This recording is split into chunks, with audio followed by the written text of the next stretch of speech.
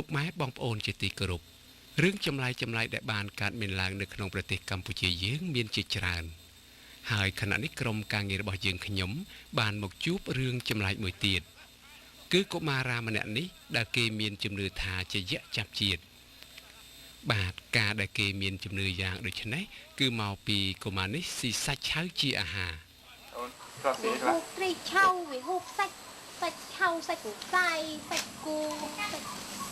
សាច់ក៏វាហូបហើយចំពោះថ្មិញកុមារនេះបាទមើលចុះគឺដោះចង្កូមទាំងលើនិងខាងក្រោមបាទពិតជាប្លែកកម្រមានណាស់បាទតាមប្រសាសន៍របស់ជីតាកុមារានេះបានឲ្យដឹងថាកុមារនេះធ្លាប់បាននិយាយប្រាប់គាត់ថារូបគេគឺជាយក្សចាប់ជាតិកាលពីជាតិមុនរាប់លានឆ្នាំទៅហើយនោះរូបគេគឺជាពលសេនារបស់យក្សក្រុងរាពណ៍ហើយបានស្លាប់ក្រោមដៃទ័ពស្វារបស់ព្រះរាមឥឡូវនេះមកចាប់ជាតិជាមនុស្សនៅរក្សាអត្តចរិតដដែលគឺជល់ចិត្តស៊ីសាច់ឆៅខ្លាំងណាស់អ្នកភូមិផងរបងជាមួយបានខ្សឹកខ្សៀវគ្នាថាកុមារនេះធំឡើងនឹងមានវិតមុនយក្សពេញខ្លួនច្បាស់ជាស៊ីមនុស្សជាមិនខានឡើយហើយចំពោះពុកម្ដាយរបស់កុមារនេះក៏បានសារភាពថាកុមារនេះធ្លាប់បានគំរាមគាត់ថាពេលវាធំឡើងវានឹងស៊ីគាត់ជាមិនខាន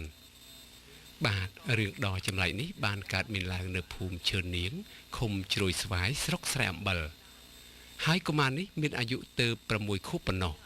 យើងរងចាំមើលថាតើពេលកុមារនេះធំឡើងនឹងមានរឿងអ្វីប្លែកជាងនេះទៅទៀតបាទ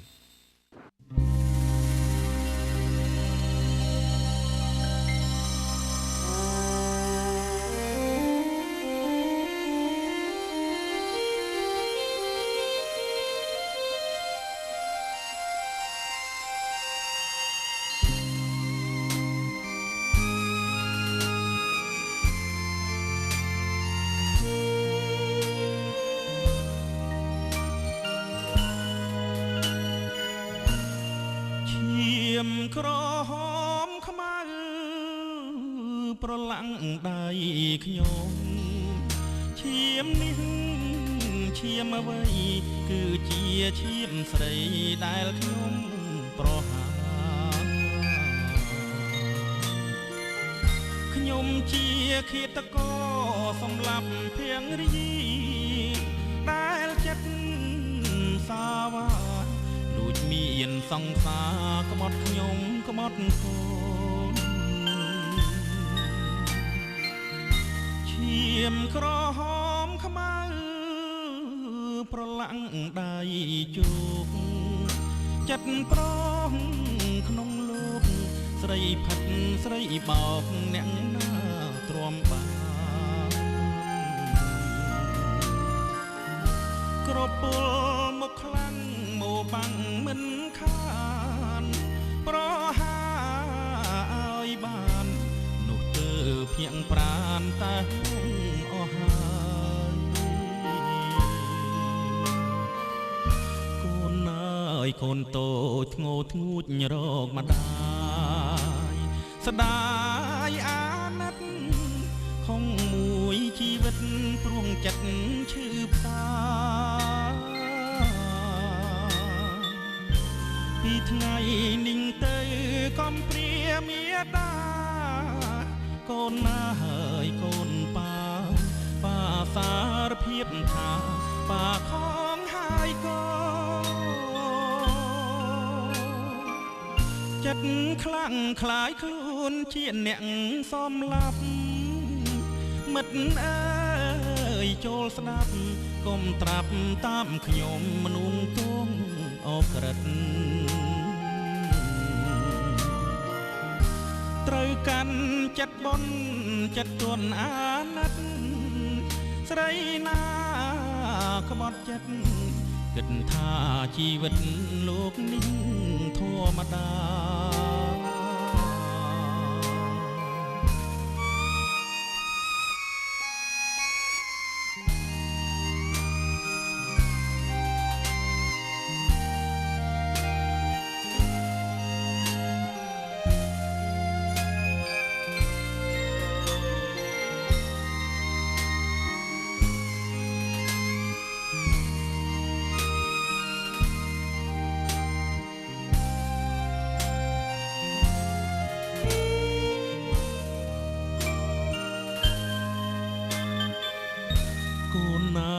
កូនតូចងោធ្ងួចរកម្ដាយស្ដាយអាណិតគង់មួយជីវិតព្រោះចិត្តឈឺផ្សាពីថ្ងៃនេះទៅកំព្រាមេដាកូនណាហើយកូនប៉ាសារភាពថាប៉ាខំហើយកូចិត្តខ្លាំងខ្លាយខ្លួនជាអ្នកសំឡាប់មិត្តអើយចូលស្ដាប់កុំត្រាប់តាមខ្ញុំមនុស្សទងអក្រិតត្រូវកាន់ចិត្តបនចិត្តទន់អាណិតស្រីណាក្បត់ចិត្តគិតថាជីវិតលោកនេះធម្មតា